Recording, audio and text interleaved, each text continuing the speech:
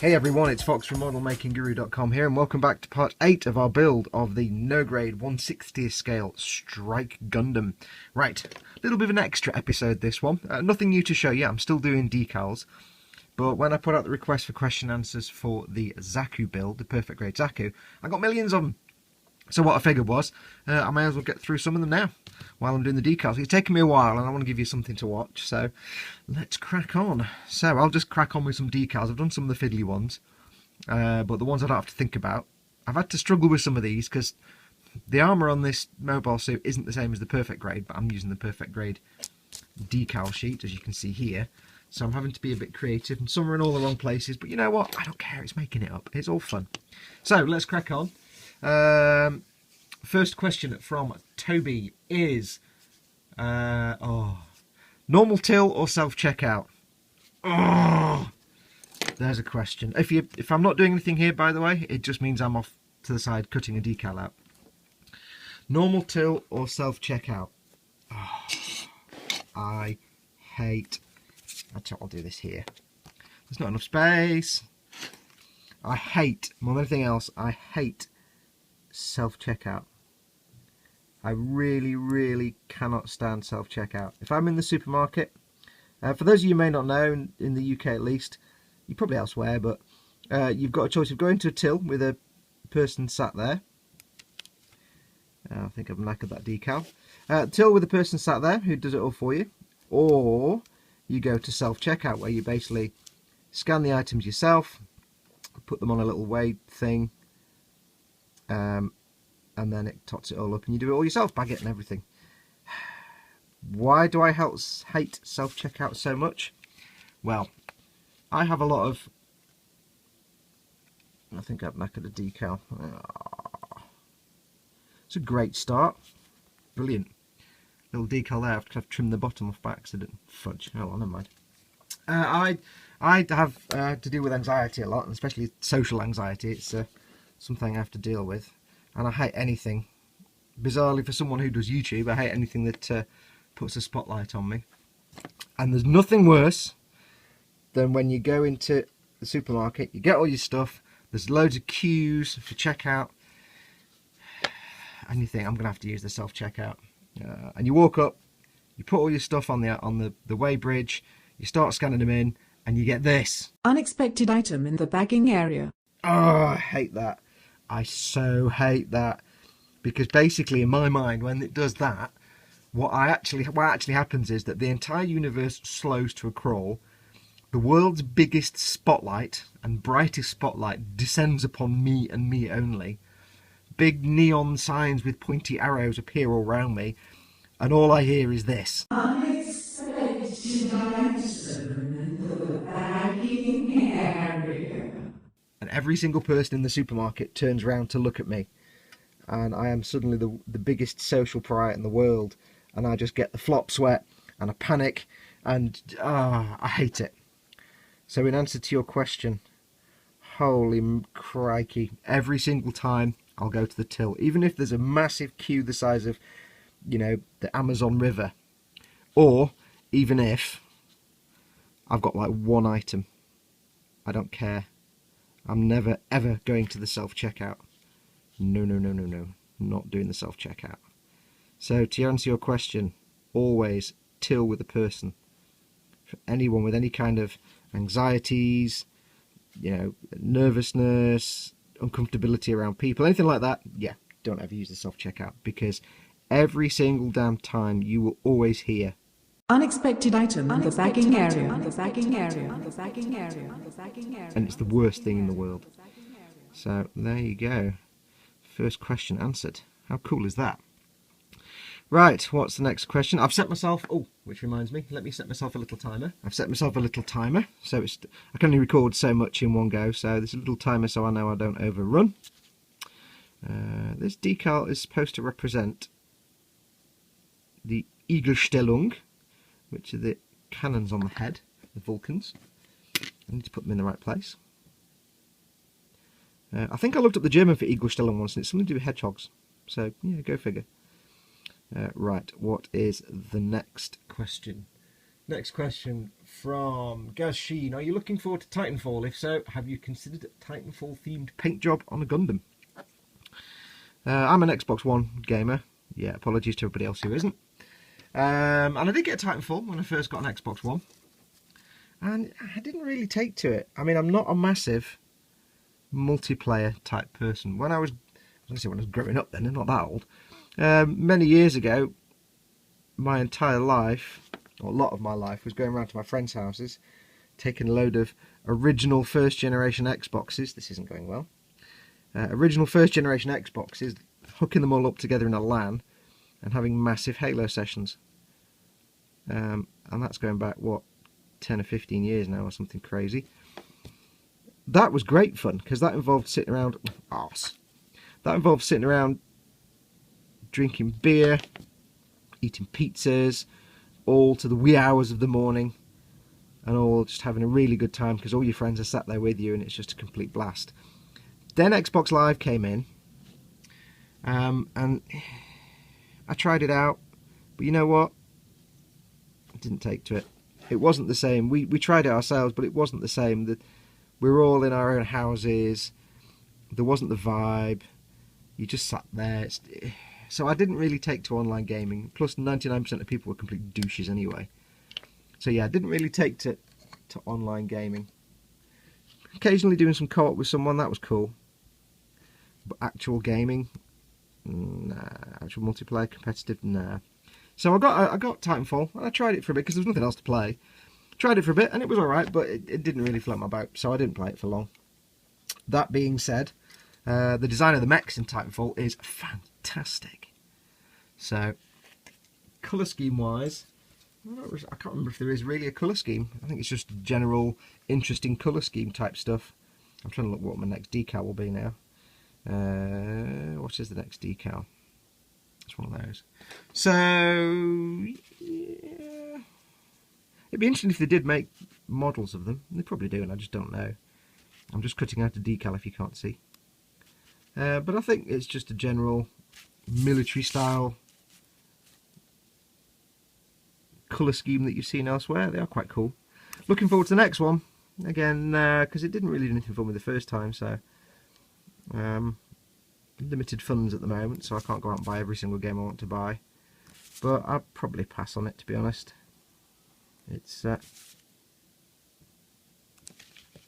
something I need to spend that much money on. I might get it when it's budget, but again, even if it's got a big campaign, I don't know. It's not. It was all right, but it didn't make me feel super glad that I got the game. Is that even cut out right? This is a white decal on a very faint blue background. Brilliant. Let me get the part this is supposed to go on. Where is that part? Where is the crotch? So, nah, probably not. Probably not. No one else on there plays it anyway, so. In fact, there's only a few people that I actually play online with, and that's usually co-op. And then since I got into like Fallout 3 many years ago, and that opened my eyes to open world stuff, and then Red Dead Redemption and things like that, I've kind of gone away from the limited shooters. But hey, what are you going to do? Okay, what's the next one? Dominic Cost, did you ever consider taking part in something like the GBWC, the Gundam Builders World Cup? No. Two reasons. I've only been doing, Gunpla for 3 or 4 years. 2 reasons really. One, I don't think I'm good enough. You should see some of the stuff that goes on in the competitions. I'm nowhere near that level of skill. And 2, this sounds really liberal and wishy-washy and feeble, but I do this. I do this because I enjoy it. And I do the the building and stuff, and I do the YouTubes because I want to show other people how to do it. But if I go do a competition, one of 2 things is going to happen. Either I'll suck ass and not get anywhere, in which case I'll feel bad, or I'll beat somebody else, and then they'll feel bad because it looks like mine was better than theirs, and I don't want people to feel like that. I don't want to say my stuff is better than yours. Next decal. I don't like people thinking that their work is not good enough for anything. Which is why, when people ask me for advice, I'll never say, wow, that's shit. I'll always be like, you know, I'll be constructive. And it sounds really wishy-washy, but no, I don't want to. I don't want somebody to feel bad about the effort they've put into their piece. And I know that's the whole point of competition, is you've got to be the best, but I'm not that kind of person. I'm not competitive like that. So, no. Plus, I mean, it's major hassle anyway. You've got to ship your Gundam to wherever it goes to, and then all that messing around. That's a lot of effort. Time for the beef in. So, no, it's not something I'd probably do. I mean, right now I haven't got time or the money anyway, but no, it's not my style. It's not my style. James Lorimer, what would you name your Zaku? Like George or something like that? I don't know. Spud. I don't know. Lumpy. It's supposed to look a bit rubbish, so I'll probably call it Lumpy. Lumpy or Spud. Adam Wakeling. Everyone has bad builds and things that go wrong. We've got 3 minutes left. Do you know what? Let me pause this. I'll restart the recording, and I'll do that question. So back in a moment. Right, am I back? What was the question again? Adam Wakeling. Everyone has bad builds and things that go wrong. What was the worst for you? Also, can you share my band's Facebook page? I'll put the link in here somewhere. On a video, please. Also, it's a nice way to get me to put the link in there by me just reading ahead on the question and going, I better put that in now. Good try, good try. Also, have you ever got half through a build and just jumped it or come close? Had bad builds and things that go wrong. A few people have asked me this. Bad builds? I don't know. That damn U-boat. That was a bad build. Not because it was hard, but because it was easy. No, not because it was... Yeah, it was a crap Kennedy impression. I do apologise to all the people out there. Not because it was hard, but just because it was a horrible kit. It was a Revell kit, so I don't really need to explain any more than that, really. But yeah, no, that was a bad build. But it came out really good. So I'm not complaining. It came out really, really good. I was pleased with the end result, save for, you know, some of the issues that the kit had that there's nothing I could do about. Builds that I've junked. I did start... well, I've got a build that I never even started, because I just looked at it and thought, screw that. Which was an old 1980s Voyage Home Enterprise refit. Man, it's a big kit, but it was just so bad. All the panels, all the Aztec panels were raised panels. I'm like, what the F? So yeah, that wasn't great. Right, what am I doing with this now? Let's do some... This is where I'm getting stuck now. I'm not really sure what I'm doing. Yeah, that wasn't great. So I never even got started on that when I opened the box and was like, sure, putting you back in the box. I started that Marquis Raider from Voyager. Who was that? Was that AMT? Was that Ertl? I can't remember who the hell it was now. Was it Revell? Might have been Revell again. Good old Revell. And by good, I mean crap. Yeah, I started that. But then I kind of stopped straight away because it looked great, but there was some customization that you would need to do to make it look decent, and I was like, I really can't be bothered. Seam lines in some of the intakes that there was just no way I was going to be able to fill them and sand them. I need the parts for this. I need the legs. So that stopped. So really, not anything that I've ever had to junk. I mean, I got bored of the master grade full armor unicorn, doing all the decals, and I wasn't feeling the vibe. So that's back in the box. I'll probably go back to it, but it's kind of back in the box. So, but nothing I've ever really junked, I don't think. Note, by the way, when I'm doing these leg parts, I've only temporarily put the armour onto the Mr. Metal colour paint, and I'm really trying to avoid touching the Mr. Metal colour paint because there's no seal on it. I'm going to put a glove on, actually.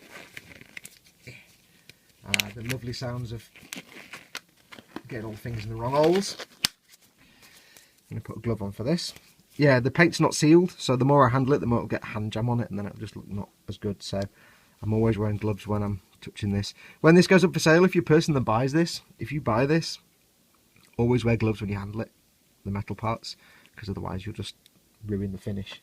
So just a word of warning if you want to buy this when it goes up for sale, which you will, obviously, because of all the reasons. So yeah, it's not really much of an answer. I haven't really had to junk anything. The U-boat, that U-boat I did for the commission build, the 7C, I'd already built one before I did the commission. I did one for myself, and I was like, it's a horrible kit, but it came out alright. And it was when I just got back into model making, and then when I did the commission, it came out so much better than the one I'd done originally, that I quite literally just took mine, snapped it in half and put it in the bin, because I was like, yeah, that's kind of crap. Is that in the middle? Let's just try lining this up with a half-assed method. I'm really anal about decals, trying to make sure they're all lined up, and invariably they're probably not, but I futz with them till they're just exactly as I want them, and then they're usually not, and I notice like a day later I'm like, oh, it's too late now, and it's all in the wrong place. Apologies, by the way, if you see a lot of my hand. I'll see if I can turn around a bit so you're not seeing my hand constantly. So, yeah, not really. So that U-boat I jumped a long time afterwards. But other than that, no, not really. I'm not saying that I don't screw things up. Oh, God, do I screw things up. But I'll usually... I've got some kind of thing under the decal there. Some bubble of some sort. I did that in the water. I usually manage to recover it somehow. Usually by excessive weathering to cover things up. Handy tip for you guys and gals: if you make a goof, weather over it. That's what weathering's for. Just to hide stuff like that. It's not really, but it does come in handy. Right, let me get this done. We'll do the next question. Make sure that's landed. So this is how retarded, anally retentive I get. It's like, got to be straight. It's got to be lined up straight. The irony is that invariably there's always at least one that's all wonky, and I'm like, oh. Next question. Pedro Hidalgo Iglesias. My main problems with this hobby is, apart from I always stress at final steps, the storage. Where do you store your build models and they're already built? My wife is starting to notice I never able to build all these models. Yeah. It's always fun doing this hobby when you have a significant other, because you basically want to spend a lot of time away from them doing this, and there's got to be a bit of back and forth on that, bit of quid pro quo. But storage wise, it's kind of why I'm having to sell these as I make them. I've got one display cabinet that I got for 250 quid, and looking back on it, yeah, there's loads of cheaper ones I could have got from IKEA.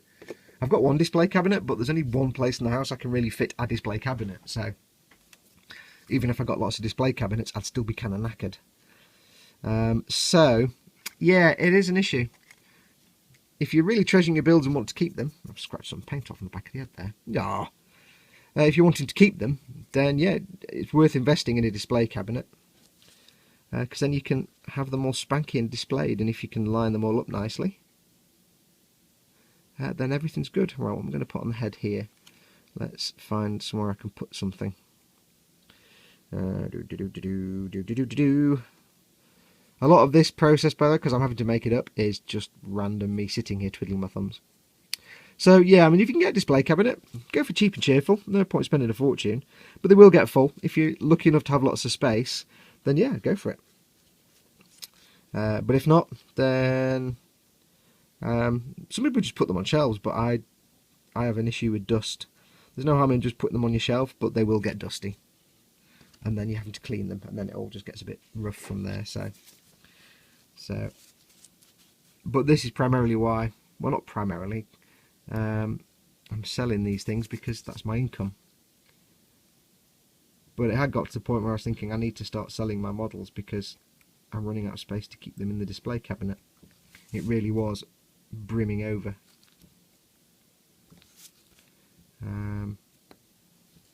But if you're not doing them to sell them, you know, if you build them and you can't bear to part with them, which, and for a long time I was like that. I was like, I can't bear to part with these. I've to put all the work into them. So I'm just off camera doing some cutting. I've put all the work into them and I don't want to sell them. They're my babies, but then I was like, yeah, I need the money. And they're just sitting there on the shelf. doing nothing. There are some that I still keep. But yeah, just a display cabinet. Anywhere you can put something, just to keep them out of the dust. You don't have to spend a fortune on a display cabinet. I know, because a lot of people go to IKEA and get one. I can't remember the name of it. Olaf or Flembot or Spognog or something. I can't remember what it's called. It's a classic one that a lot of model makers use. People that make 1/72 aircraft often use the one from IKEA. It's all glass, but it's just the right size to get a couple of planes or one plane on a shelf, and it's got loads of shelves, and it's like 40 quid. So that's supposed to be quite good. But to me, because I'm doing Gunpla, these things are tall. And at the moment I can't fit this in my cabinet because there's no space between the shelves. Tall enough. So perfect grade Zaku, no idea where that's going. If you haven't got a display cabinet, but you will do eventually, then do what I do, which is just stick them back in the box. Carefully pack them back in the box, maybe with a bit of tissue paper just to protect them, and just store the boxes for a while until you've got somewhere to display them, or till you sell them. What's the next one? Johnny McKenna. I started making models when I was in middle school and just recently picked it back up with the last 2 years or so, with a better grasp on how things work and a better eye for finishing details. Did you go through something similar with your modelling hobby, or is there another interest or passion of yours that you picked up years later with a greater appreciation for its craft, flavour or value? It's exactly what I did. I was making models since being a small kid. I've covered this before, but I started making models when I was a kid. And I won't go into it too much because I think somebody else has asked me that question about how did I get started. Yeah, I started making models as a kid and did so for many years till the late 90s. At the same time, where am I going to put this now? Let's put it, I don't know where to put this. At the same time, I've got to try and wangle two hands in a moving piece now. Where do I want to put this? I'll put it here. I'll do it on camera as well, that'd be good. At the same time, I was also, from like the end of secondary school time, I got into synthesizers and recording music, so I was also sort of recording my own music. It wasn't very good. And also from a very, very young age, I was always drawing. Always drawing. So for many years, I always started graphic novels and then did like 2 pages and then got bored and moved on. That never went anywhere. Although for... where have I put the other one now? Have I just put that in a completely different... oh no. So, for many years, for about 5 years or so, I did a graphic novel online called Avoid Spikes. I'll post the link in here so you can go and have a look if you want. It's still there somewhere. But the model making, yeah, that was about to the late 90s, and then I got carried away with the drawing. I'm doing cartoons and stuff. Didn't go anywhere, it was just for fun. And plus, you know, life took over. There were relationships and things like that, and real life took over, and this kind of thing took a back seat. And then about 2007, 2008, I got back into it again. I had time on my hands. I had the income. I had the shot thing on camera. I really am crap, aren't I? Is it lined up now? And I thought, for a while, I'd been having dreams, and I mean literal dreams. I'd go to bed and I'd have a dream, and in the dream I'd be in a model shop, and I'd be looking at all these different models. I'd be like, wow, I need to get back into that, and then I never do it. And then finally one day, I had a dream in which I was in this model shop, and it was all Star Wars models. And not like AMT Ertl Star Wars models, not crap ones. It was all Star Wars models. And I woke up and I'm like, you know what? I'm pretty sure in the loft, the attic, there's still an old snowspeeder kit, AMT snowspeeder kit. I should just get that down and work on it. So I did, and I still had all my paints and stuff that I'd had for many years before, but in those days I basically had a big collection of Tamiya paints and some crap brushes, and that was it. I'd just been doing it for fun. So I got the snowspeeder out, picked up where I left off, and realised that, wow, I had no skills at all. It's been such a long time. And I did post it on the original iteration of the Guru website. It's not on there, on the new site now. It's long gone, but it was pretty crap. Let's just put it that way. So I resolved to better my skills, and the passion kind of came back all of a sudden. But I knew, because I've been so wrapped up in doing it when I was younger, that I was just doing it. Now I was like, you know what? Now since I stopped doing it, I got an internet. And I started to see other people's work, and I'm like, yeah, I need to step my game up. I need to start doing some good things here. So I started researching how to do things. I started teaching myself. And here we are now. So, yes.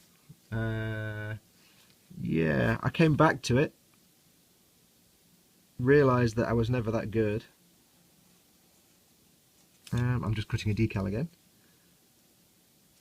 And it's thanks to the internet that I could see what good model making actually was. So that's why the internet is a good thing. That and porn and TV shows that you don't normally get in this country, and also being able to buy things without actually getting off your ass. Are just some of the reasons that the internet is very, very good.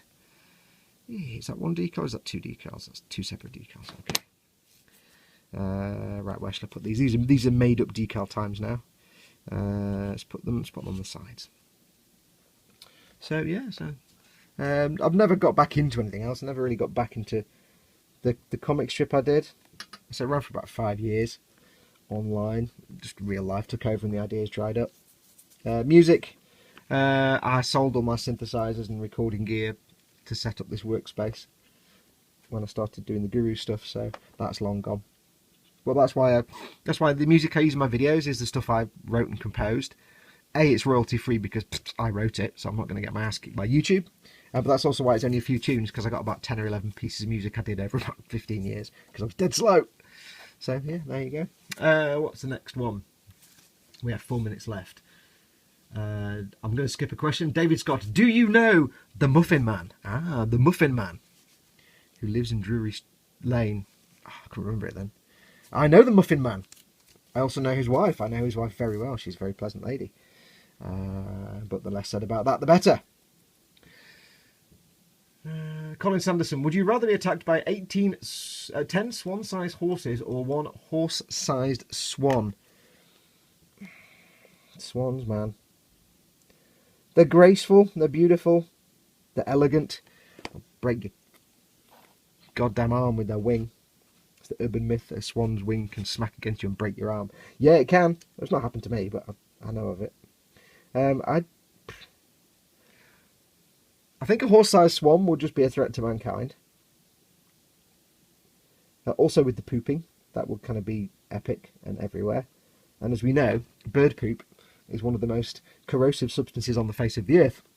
Bird poop will take the clear coat off your actual car. I learned this in my detailing days. If a bird poops on your car, you get that crap off there ASAP. Otherwise, basically what you find is it burns into your clear coat. And there ain't no way that is ever polishing out. Not ever, ever. So yeah, so imagine a horse-sized swan.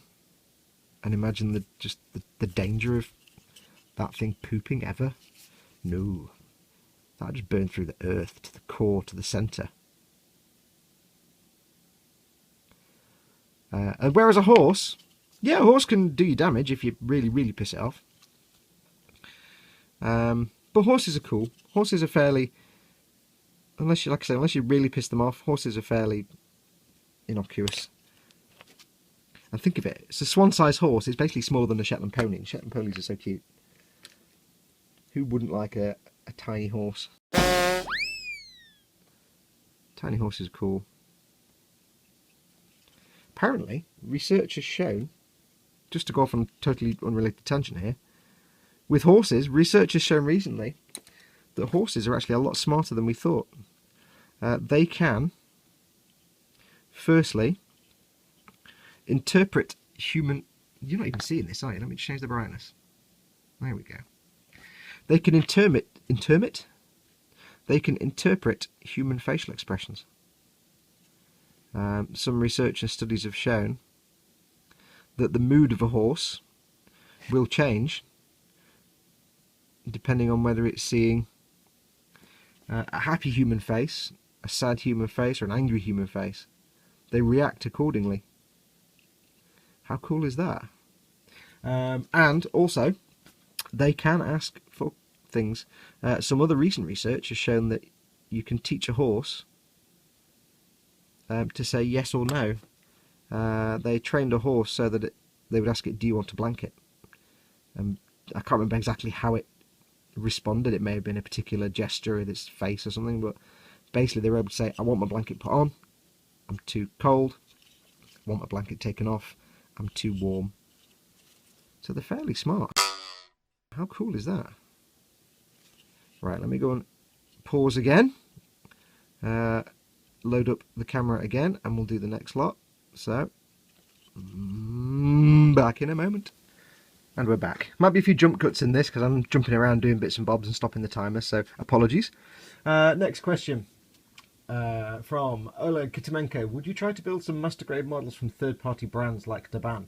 Because not all of your subscribers can always buy such expensive models like Bandai. It's a very good question, and it's a very difficult question to answer without pissing some people off, but I'm going to do my best. If you're offended by my answer, my apologies. I don't intend to offend. For those of you who don't know, Bandai, who make these, own Gunpla. They own Gundam. They own all of it. They invented it. It's their creation. The animations, it's Sunrise teamed with Bandai, and Sunrise and Bandai own Gunpla and Gundam, the whole thing, the whole franchise. Some companies like Daban, I think TT Hongli, I think Dragon Momoko, but I'm not sure, also do Gunpla kits. But they're not technically Gunpla or Gundams because they can't use those words. So you might see things like this might be labelled from a third party. This might be a Strike Fighter, not a Strike Gundam.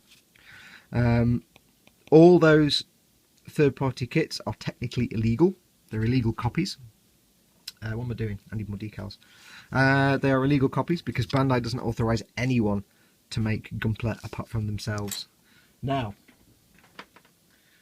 that's a whole minefield of issues in of itself. But a lot of people do make them. The difference is the third-party kits are a lot cheaper than Bandai kits. I'm cutting off another decal, apologies. I'm choosing a decal, actually. They are a lot cheaper than Bandai kits. And therefore, for folks on a limited income or without a huge disposable income, because this is an expensive hobby. This is not a cheap hobby. And don't get me wrong, I'm aware of that. I'm aware of that because I haven't got much money. Actually, I'm going to go into my third-party decals, see what I can find. Where are my third-party decals? Come to me! So it's not a cheap hobby. And there are those people that would say, you know, if you can't afford the hobby, go for a different hobby. Which, okay, I can see that point. You know, I'd love to buy luxury sports cars for a living, for a hobby, but that's not going to happen because I haven't got any money. I can't afford it, so I don't do it. And in a way, it's a valid point, but it's kind of a harsh point, saying if you can't afford it, don't do it. Go and do something else that's cheaper. But the whole point of a hobby is it's your refuge from real life. It's your escape. It's your break from the humdrum and monotony. So I'm not going to sit here and say, don't buy bootleg kits. I mean, the thing to remember is, the reason why a bootleg kit is a lot cheaper than a Bandai kit is because Bandai have to pay a lot of people a lot of money to design these things, design the mobile suits, design the mechanics of how they work, design how they're going to fit on the sprue. They have to plan it, they have to make all the technology, they have to make the molds, they have to do all that work to come up with this product and build it so you can then buy it and make it yourself. People like TT Hongli and Daban and the other ones, they don't do that. They just rip off the molds somehow and make their own. There you go. And they look pretty much the same. Some have got a bit more detail, some have got a bit less detail. So they're not having to pay a whole load of design staff and people to design these things and come up with the technology to make the joints and make the hinges and the transformations and the moving armour. They don't have to pay anybody to do that. They just design the mould or design the sprues, mould it in plastic and done, sold. So yes, they are cheaper. However, because that design hasn't gone on, they're invariably, they can be very good quality, but they're never as good as a Bandai kit. The quality is never the same as a Bandai kit. The plastics are inferior. The fit and the design of the fit of the parts is never as good. So you'll often have parts that just do not fit at all, require some customization, require lots of work. You'll get parts where the decals won't come off. You'll get hinges and joints where the fit is so tight that very, very quickly, in short order, you'll get stressing and damage to the plastic. So my point is, I wouldn't say don't go out. I won't say you should never buy a bootleg kit. My own personal opinion is I will never buy a bootleg kit. I will never pay money for something that takes that money away from Bandai. Because if we all went out and bought third-party bootleg kits, Bandai would have no income and they'd have to stop making Gunpla. And the fact, when that happens, the bootleggers won't have any kits to bootleg. If Bandai suddenly goes out of business, I mean, obviously not, but if Bandai was suddenly closed down and say, look, we're not making any money on this anymore because you're all buying bootleg kits, so we're closing down, we're not doing Gunpla anymore, we're just stopping it altogether, then you'd find that all the bootlegs that exist, that would be all the bootlegs that exist. Because from that point on, remember, they're not designing these things, they're just ripping them off. They're just taking an existing design and making their own kit based on it. Now they could do. They most certainly could. They could say, right, what we'll do is we'll employ 1,000 extra people to design new Gunpla. Now that Bandai is no longer making them, we'll design 1,000 people to make new Gunpla. And we'll carry on where they left off. Yeah, what you'd see then is that they'd have to pay those people.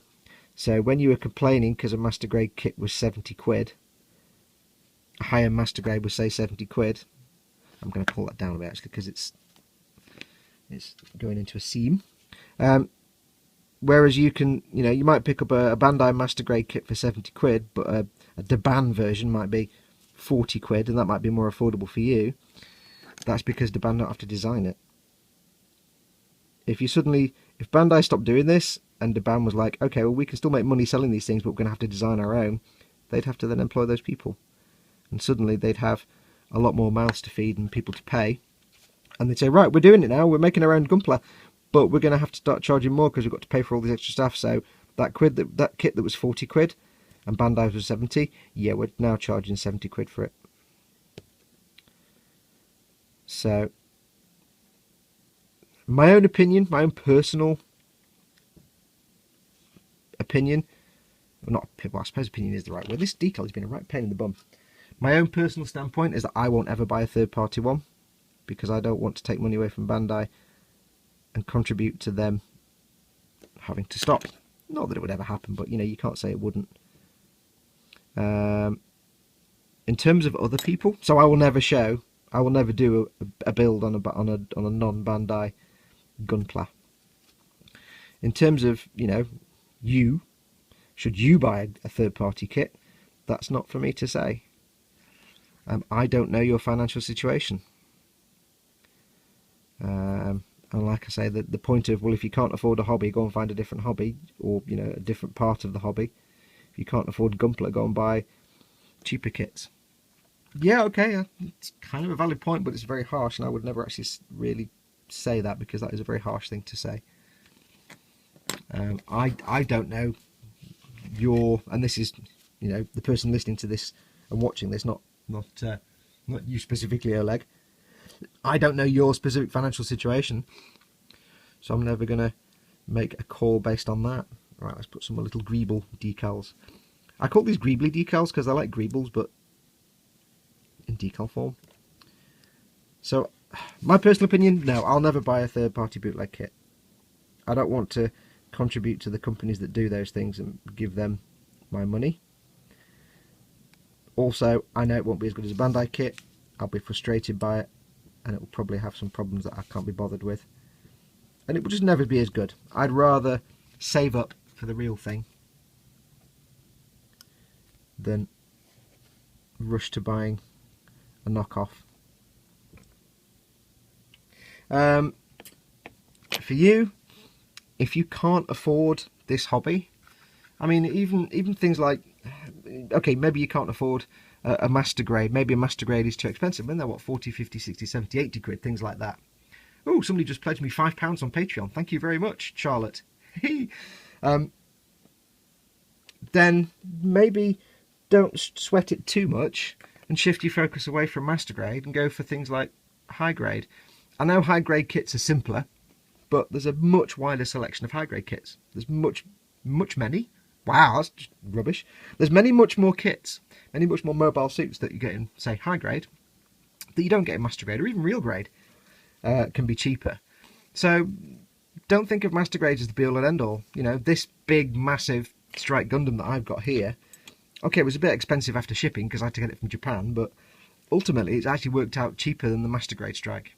And it's the size of a perfect grade. It's not very complicated, but I'm putting a lot of effort into making it look good. So I'm not going to say don't go and buy bootleg kits. That's your decision and your conscience. If you can't afford the expensive kits, then stick to the cheaper kits. But if you can, put money aside. Put money aside, and then you can get to the more expensive kits. And the thing I've often found, the thing I believe, and I've found it amongst you guys as well, you've told me as much, is the thing to remember is that I don't know where I'm putting this decal. It's a very good thing to remember. The thing to remember is I've often found that people who don't have a lot of money, and I'm in that camp, don't get me wrong, you know, I don't think of myself as a big iron or anything like that, but, you know, it may be come across that I've got all this money and I'm buying all these kits and this, the idea. No, I don't. I haven't. That's why I'm doing a Patreon, because I haven't got a job right now, so I have no actual income. Apart from selling these things. This decal's been a right pain. But even then, I didn't have that much money anyway, but I have a stash of kits that I've built up. And the one thing I've learned, and the one thing I've found from what you've told me, you my followers, is that when you don't have a lot of money, you actually treasure what you can buy more. You know, it's hard to explain it, but from what you guys have told me, if you can go and buy any kit you want, you'll kind of get them and slap them together and go, yeah, now what's the next one? If you can afford to buy, say, one master grade a year, and that's your budget, then you might find that what you tend to do is invest a lot more time in that one kit. You'll take real care building it. You'll take real care painting it and weathering it and whatever you want to do to it. And I've often found that, how can I put it, adversity reaps its rewards. You might only be able to afford to buy one master grade a year, but my God, if you put the effort into that, you're going to have a fantastic looking master grade.